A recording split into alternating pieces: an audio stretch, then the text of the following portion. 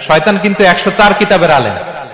আপনি তো কোরআনের মুফাসসির, আপনারে হারানোর জন্য আরো 103 কিতাব আগেই মুখস্থ করে রাখছে। সে মুসা আলাইহিস সালামকে ডিল করেছে, সে জেসাস ক্রাইস্টকে ডিল করেছে, সে সাইয়েদনা ইব্রাহিম আলাইহিস সালামকে ডিল করেছে, সে কোটি কোটি মানুষকে ডিল করেছে, হাজার হাজার নবীকে সে ডিল করেছে। সে 104 কিতাবের আলেম। আপনি শয়তানের ফাঁদে ফা দিবেন না, এই ফাঁদে পা আপনার দিতেই হবে। এমন ভাবে সে আষ্টে পৃষ্ঠে আপনাকে বেঁধে রেখেছে।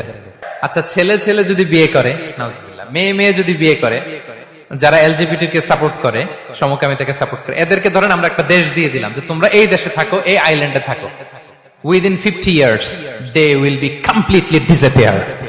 50 বছরের ব্যবধানে ওরা নাই হয়ে যাবে, ঠিক কিনা? কারণ ওদের কোনো প্রজন্ম থাকবে? ছেলে ছেলে বিয়ে হইলে কোনো জেনারেশন আছে?